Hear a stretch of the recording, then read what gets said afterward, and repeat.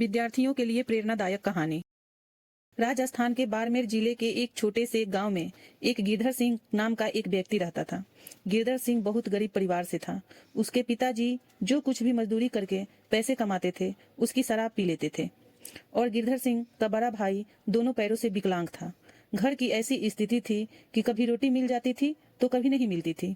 इसलिए गिरधर सिंह का बचपन बड़े ही संघर्षों से बीता। गिरधर सिंह सीमेंट के खाली कट्टे के बने हुए थैले में किताब डालकर फटे पुराने कपड़े पहनकर नंगे पैरों स्कूल जाता था।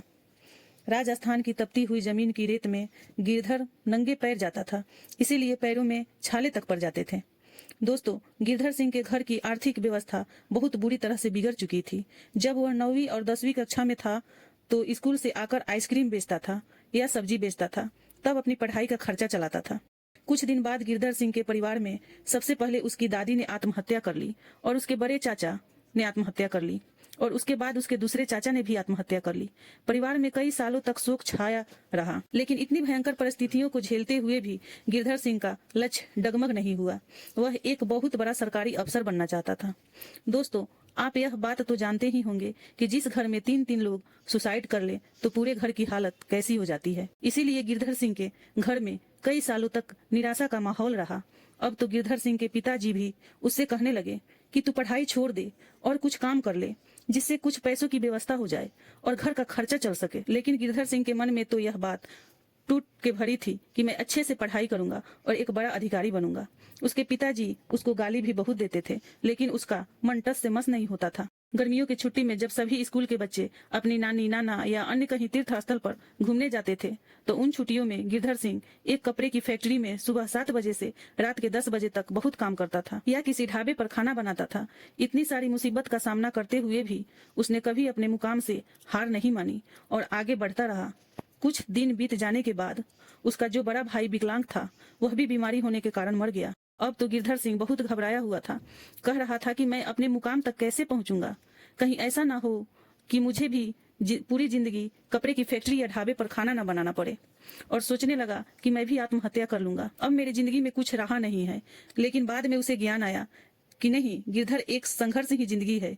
जिसके जीवन में संघर्ष ही नहीं है तो उसकी जिंदगी भी क्या है, यानी संघर्ष ही जीवन है। और अपने माता पिता के चेहरे पर उदासी की लकीरें देखे और उसने फटे हुए कपड़े देखे तो उसने सोचा कि मैं ऐसा बिल्कुल नहीं करूंगा और मैं बिल्कुल मरने की नहीं सोचूंगा और मैं आगे बढ़ूंगा और अपना लक्ष्य पूरा करूंगा।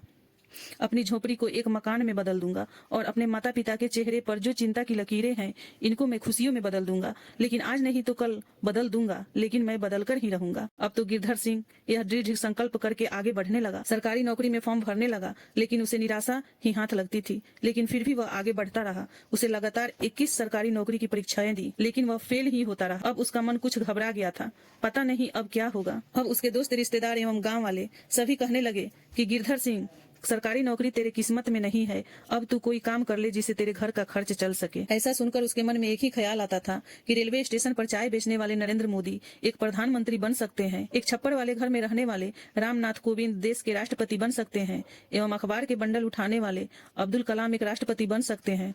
जिनके माँ बाप को बचपन में कत्ल हो गया हो, ऐसे मिल्खा सिंह जब देश के लिए कॉमनवेल्थ गेम्स में गोल्ड मेडल जीत सकते हैं तो मैं क्यों नहीं बन सकता। मैं भी बनकर दिखाऊंगा। गिरधर सिंह दोबारा दृढ़ संकल्प बनाकर कठिन परिश्रम करने लगा और दिन रात पढ़ने लगा। अगली बार अधीनस्थ सेवा चयन बोर्ड ने ग्राम विकास अधिकारी पद की नौकरी निकाली। गिरधर सिंह ने इसमें फॉर्म भर दिया और उसने पिछले परीक्षाओं में कमी रही उसको दूर करके इस बार कठोर मेहनत की और परीक्षा दी। जब कुछ महीनों बाद उनका रिजल्ट आया तो हर बार गिरधर सिंह को हार रहती थी, लेकिन इस बार गिरधर सिंह ने हार को ही हरा दिया और उस न्यूज परीक्षा को पास कर लिया और ग्राम विकास अधिकारी के पद पर उसका चयन हो गया। दोस्तों, इतनी सारी भयंकर परेशानी झेलते हुए भी गिरधर सिंह अपने मुकाम तक आखिर पहुंच ही गया। तभी तो किसी ने कहा है कि लक्ष्य कोई बड़ा नहीं, मिला उसे जो डरा नहीं। दोस्तों, अपने अंदर जोश रखिए, हौसला रखिए, जुनून रखिए